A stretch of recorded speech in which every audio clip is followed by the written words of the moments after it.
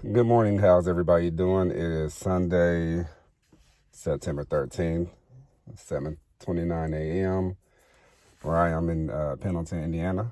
I'm doing this video because I want to discuss or talk about my experience with the vertical sleeve gastrectomy, which is a form of weight loss surgery.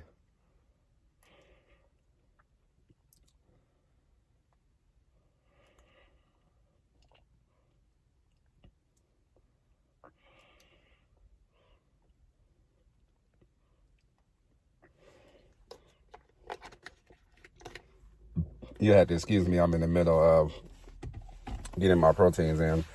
So before I get into my experiences with the vertical sleeve gastrectomy, it's important that I talk about the history of what led me to this procedure, because up until 4 years ago, I had never considered weight loss surgery, and even within the process of going through weight loss surgery, at points it was not an option to me. I did do a lot of research before going into this procedure, including videos and simulations of the surgery itself, to actually seeing the real surgery itself online, and just videos of people talking about their experiences with the vertical sleeve gastrectomy or any other form of weight loss surgery that they chose. And what I got a lot out of people was, a lot of people talked about their weight loss journey.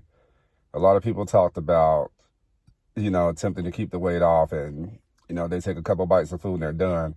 But there's an emotional component to this procedure that a lot of people are not talking about, that I've never heard people speak of on their videos. So I'm going to do just that. But before I go there, growing up, I was a pretty thin child growing up. And I come from a huge family. I grew up with, at that time, I was living in my grandmother's house, my mother and my siblings and her siblings and their kids. So it was a huge family. And back then, we didn't really have the video games. We didn't have the cell phones. We didn't have the technology. So we were outdoors type people. We went outside. We played basketball. We played kickball. We played dodgeball. We played football. So we were outdoors children. We were not really the indoors type of children. And there was a time where everybody knew everybody in the neighborhood. So we all played. That's what we did. I was thin I was thin all my childhood period. And into my adult years, I was still thin. Where I started to gain weight was at 23. Back in the day, my family, they cooked soul food, made the greens, neck bones, cornbread. My grandmother's cornbread was so good that you could eat it by itself. Fried chicken, all those things. And my mother's an excellent cook. And we ate. I never gained a pound back then. Even when my parents got back together and we moved out of my grandmother's house into my father's house, and it was my mother, father, and my siblings, we still were cooks. We didn't really do fast food. My mother wasn't into fast food like that, so we didn't do that. My father was a little bit more of a fast food kind of person, but even still, he didn't really take us to the fast food places. It wasn't until I started actually working my first restaurant job at 15. And then between the ages of 15 and 18 throughout high school, I pretty much maintained 2 jobs. So you're talking 2 restaurants at a time. And it wasn't until then that I really got off into eating fast food, because Excuse me. I got off into eating fast food because it was fast. It was fast. I was on the go. I had things to do. I was not really one to kind of sit around, even though there was times where I would, be a couch potato, watch TV. I was a fast food junkie. I was just, I could eat anything and not gain weight. And the sad thing is, in my childhood, we were not taught moderation. We were not taught portion control. We were not taught healthy habits. We were not taught none of that because, when you come from a family that, going back to the generation before baby boomers, my grandmother, my mother's a baby boomer, my father's a baby boomer, but my grandmother came from a generation before that. That's what they knew. And those are the generations that taught their children what they knew. It wasn't until certain generations came along where they started to branch out in mind thought because there was more access to information, and they started thinking differently and saying, hey, I need to do something different and I need to watch how I eat. But it wasn't until I was 23 that I started putting on weight, and I always had a conscience about my weight when I was thin. People think that heavy set people are the only ones that get teased about their weight, but they're not. Sometimes being thin, you get teased about your weight as well. And so I used to get teased about my weight being thin. I used to be called skinny bastard and stuff like that. And so I needed to gain weight, And so at 23, when I started to gain weight, I noticed this woman that was working with me at this restaurant. She looked at me, she said, you getting thick. You look, you're manly thick. You have a man build. That's good. Keep that. What happened was I was not a breakfast person. I would skip hella meals. Even going back to my high school days, I would skip hella meals. I would skip breakfast. I would skip lunch. I would never eat at school. I would come home from school and I would eat. And so when I started working, I was somebody that worked long hours. At 19, 20 years old, a little bit older, I would go into work at 10 in the morning and would leave at 12 in the morning. So I would go all that day without eating. And because I felt like I was so busy, I didn't have time. I didn't think about food. And so when I got off, there was only two places at the time that was usually open. It was either Steak and Shake or White Castle. So I would alternate between the two. And I would get a big meal. And I would eat it and fall asleep on it, which was a mistake. I didn't realize that then, but it was a mistake. And throughout my 20s, my weight fluctuated because I've always worked out. I've always been one to work out. Even when I was a young kid, I always worked out. And so my 20s was no exception. So my weight always fluctuated. And then I started to find myself getting heavy. And then at 30 years old, I began to work out again, and I lost the weight. But what happened was food became, I'd say this, one of my quotes that I say is, one of your greatest ally could be your greatest enemy. And food was my ally. All my life, I didn't know it. But food was my ally, and I did not realize how great of an ally, but also how great of an enemy food is to me until now. Whenever I was going through something, depression, I would eat because food gave me comfort through those times. And I noticed at 31 is when my weight really started to spiral out of control. And I was in denial. I denied it. I didn't, I wasn't one to look at myself in the mirror, so I didn't see what other people saw. I didn't think much of it.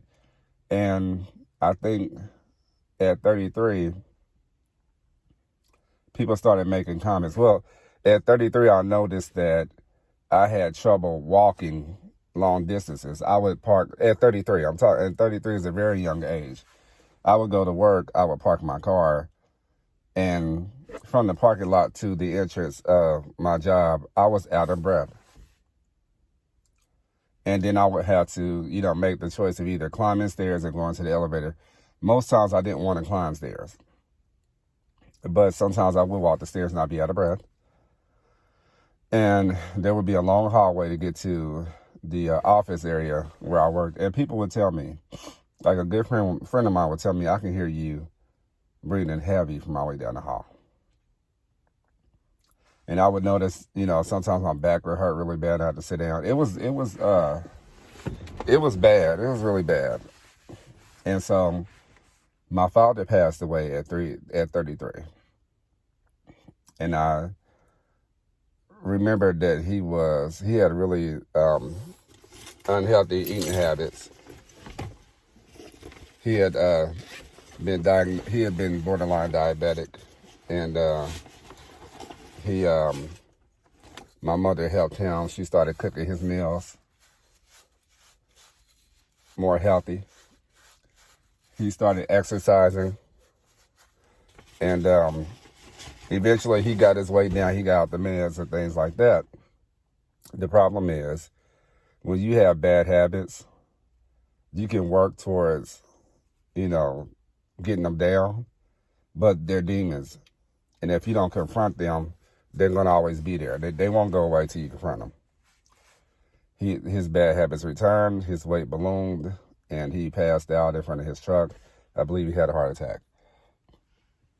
So I went ahead and decided to get a personal trainer, and we worked out, and I lost weight. But the problem was, I'll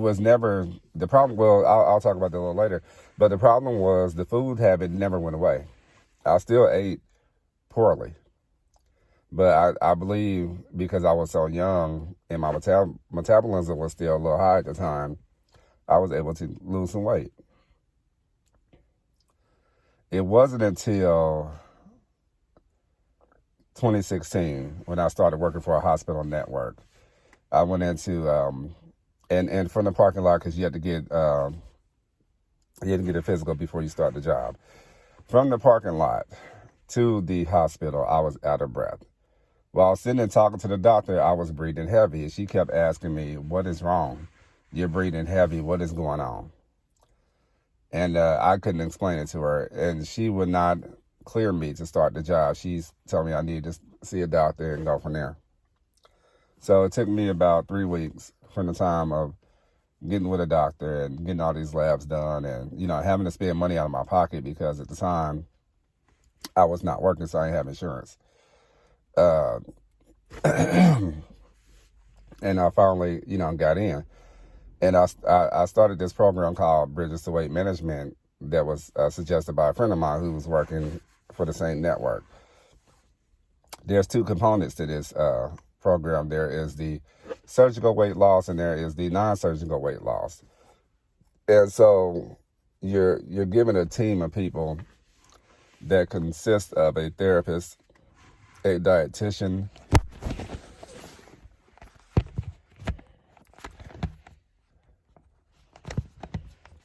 you're given a team of people to work with you that consists of a dietitian, a therapist, a fitness coach, and then you have the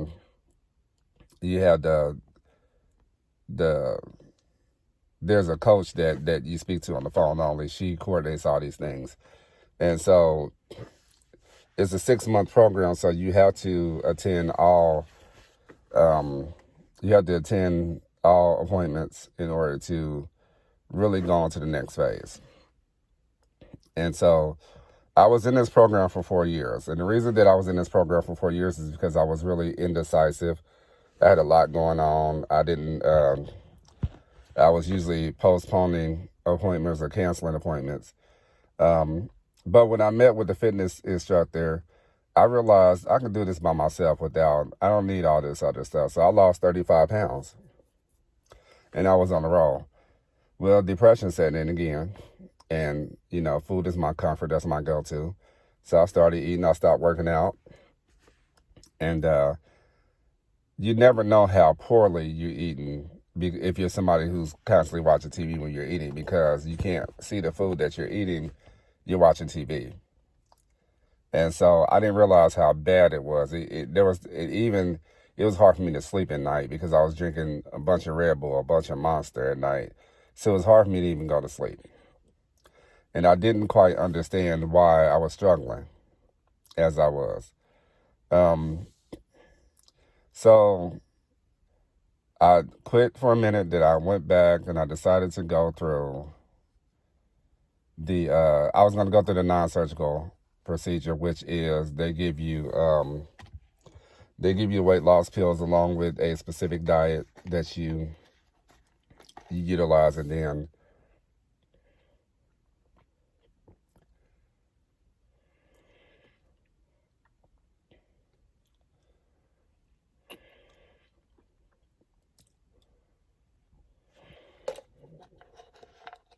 they give you a specific diet and weight loss pills. I got initially my insurance company denied me because I was actually going to go through the weight loss procedure 2 years ago. My insurance company denied me because I did not. For one, I didn't finish the Bridges to Weight Management program, which I didn't realize that there was 2 different programs, but I didn't realize the connection. There is a connection between the 2. You had to go through one to get to the other.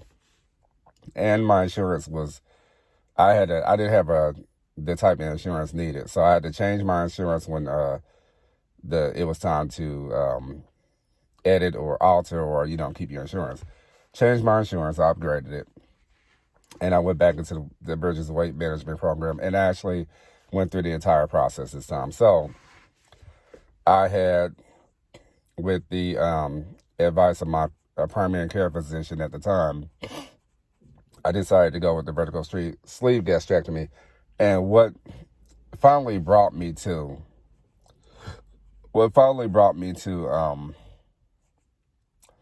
make the decision to go through with it is that I felt like I was a little bit older. I felt like I needed a tool that would help me reset. Because a lot of people, when you talk about having weight loss surgery, you have the naysayers that say, don't do it, it's not safe. And there's no MD next to their name, so you're not a medical doctor, you don't know this. But they'll say it's not safe, or they'll say you're lazy, you just need to go to the gym and work out. It's deeper than that. It's not about going to the gym and working out. It's not about being lazy. You know your body better than anybody. And so one thing I did not allow people to do is tell me not to get the surgery. I made the decision on my own. Even though there were some people that didn't think I should get it. My mother secretly didn't feel I should get it either. But I made the decision on my own because I know my body better than anybody. And I knew that in order for me to get to a healthy place in life for me, I needed a tool to help me reset. Because that's really all it's about. It's about resetting. Basically starting over. Let's try this again. So some people, go work out. It doesn't matter how much you work out. I had a personal trainer for 6 months, and he worked the hell out of me. He worked me hard 3 times a week. The problem was, at the time, I didn't realize how high my blood sugar was. And my body was constantly cramping, but I was getting through the workouts. But there was not a lot of physical change because I did not change the way that I ate. So it doesn't matter how much you work out. If you don't change how you eat, you won't get any results, and it'll be a waste of your time. So I made the choice to go through with this surgery. And I felt like it was a last resort. My BMI was extremely high. I hadn't gotten diagnosed with diabetes. Your A1C, which determines if you should be diagnosed or not. The number 6.4, I believe, or above, you should pretty much be diagnosed with type 2. I went in for a pre-op clinic, and they did my blood work and called me within an hour and said I need to come back because my blood sugar was 594, which is high. Came back, and I got it checked again. It was higher. My A1C was 15. So I was immediately diagnosed with, and my surgery was canceled at the time. They would not operate at all. My surgery had been canceled twice. First because of COVID-19, and then when everything reopened again, they canceled it. But I went crazy after they canceled it the first time because I started eating crazy. But the second time they canceled it because my blood sugar was high. So I immediately found another PCP. He put me on insulin and various different pills. Had high blood pressure, high cholesterol. And I just really worked. I started to change some of the ways I ate. Took my medication and stuff. Things started dropping. My blood sugar started dropping. So we went on with the surgery. I am 2 days away from my 2-week post-op.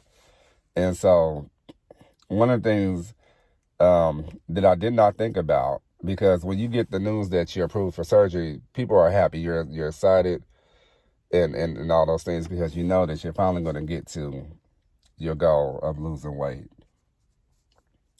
The aftermath is what I didn't hear people talk about. So, and I thought that just listen to the doctors that after I had the surgery, I wouldn't be hungry, and things like that, that I wouldn't have the cravings for a certain, I don't know. I thought it would be different. But what people don't understand is that it is a journey even after the surgery. The surgery, to me, is the easy part. The aftermath is the hard part, because you have to wrestle with the mental state of, I want to eat fried chicken, or I want to eat a cheeseburger, fries, pizza. I want to eat those things, but you cannot do it. The first 2 weeks for me is strictly liquid. I drink Crystal Light in my water. I drink protein shakes, because you need to get 60 to 70 grams of protein. So I drink 2 protein shakes that have 30 grams in them. Water, I drink some chicken broth. I'll eat some chicken broth. And that's what I've been doing for the last 2 weeks. And it has been extremely hard. At the hospital, it was okay. But when I got home, I realized where, like the saying that one of your greatest allies could be your greatest enemy, because right now food is an enemy to me. Because since I've been home, and my family still eats the way that they eat. They've had pizza, they've had different things, chicken, ribs, barbecue, things like that. And I've been subject to liquids. And even going into the next phase is going to be full liquid. So we're talking cream soup, cottage cheese, then cereal for the next 2 weeks. And so after that, it'll be pureed foods for a week, and then soft foods for a week, and then I'll go back into solid food. So I won't be able to eat solid food again for a month. And so it's been extremely difficult. And what you have to understand is your cravings is not going to go away. You're probably going to think that you're hungry, but mentally, you probably will be hungry. Physically, you have to understand that you are not hungry enough to where you should even attempt to eat solid food, because if you do, you may become extremely sick. Because you have to understand that your stomach has now become had the capacity of a volume of 1 ounce. You think about 1 ounce, you look at a cup. You look at a small cup. Maybe you look at something like this that could be considered 1 ounce. Think of this as your stomach. And then ask yourself, should you be eating cheeseburgers, french fries, fried chicken? Should you be eating any of those things and trying to stuff them into this small space? And what would it do to you if you did? Because what I didn't realize growing up is that our stomachs, I think, if I'm not mistaken, it can hold up to 3 cups of food at a time. But a lot of us don't measure our food. We just eat it because we see it. And we eat fast. I eat extremely fast. I used to eat very slow when I was a kid. And I got to a place where there was times where I would starve myself, and then when I would eat again, I would eat fast. You have to eat very slow. You have to watch what you eat. Save something for later. You don't have to eat everything in one setting. That was my problem, eating everything in one setting. Save something for later. So I wrestled in this last 2 weeks. I've had moments where I regretted having this surgery, and I said that if I had to do it over with, I would not have done the surgery. Not because I had complications with the surgery. I did not have complications with the surgery. The surgery was fine. my pain level was fine. There was no pain that I felt was unbearable throughout after the surgery. I had surgery on my nose back in December of last year. I had more pain after that with my nose than I did with the vertical sleeve gastrectomy. Really didn't have any pain at all. Very minimal pain. So I was not nervous. I felt like I was in the best hands. I felt like I had some of the best doctors. I read all the literature. I had experienced doctors has performed this procedure before, so I wasn't worried about anything. Um, but I felt like, I'm like, now I want to eat this and eat that, and I can't eat none of this stuff. I had to, take my time. But then I had to I had to constantly remind myself, you did this so that you can reset. And that's not to say that I can never eat that stuff again, because at some point I will be able to eat that stuff, but I will have gotten to a place where I eat it in moderation and not like I used to. So for those of you that's thinking about getting weight loss surgery, don't get it because you want to lose weight. Don't do that. Think long and hard before you decide to get weight loss surgery, and understand that it's not a quick fix. It's not a magic pill. There's no magic pills. You still have to put in the work. You still have to exercise. There's things that you still have to do. So think long and hard about it. Recognize that you're going to, and everybody's situation is different. Some people go through their food phases a little quicker depending on where they come from, who their doctor is, and all those things. But I know for me, my food phases are in 5 phases. My first phase is clear liquids for 2 weeks. My second phase is full liquids for 2 weeks. Third phase is pureed foods for a week. Fourth phase is soft foods for a week. And fifth phase is solid foods. And so there's still levels to it in terms of volumes of what you can eat and what you can't eat. So I want you guys to clearly think about what you're doing when you decide to have the weight loss surgery, and make it a last resort. That's what I did. It was never an option. I wanted to make sure that I did everything in my power to try to lose this weight and keep it off by myself before I even went there. And I had to make the conscious decision for health reasons, to get this done, because I had gotten to a place that I never thought I would be in, taking handfuls of pills and injecting myself. I never thought especially at my age, and I'm still really young, never thought I would get there. But I will say that I was 331 pounds before, at the time where I was getting ready to go into this thing. And at the time of surgery, I was 319 pounds. And in the last, and I'm almost 2 weeks out, and I've lost, I think I lost 10 pounds, 9 or 10 pounds. So I'm going to start, now that I'm 2 weeks out, I'm going to start really exercising, because I want to make sure that as my weight starts to drop off, you lose muscle mass. I want to make sure that I try to maintain some muscle mass and keep myself together. But that's all I have for this 2-week post-op video. I'll probably come back in about a couple more weeks to give a follow-up. If you have any questions, please list them in the comments below, and I will respond to them. Thank you, and everybody have a good day.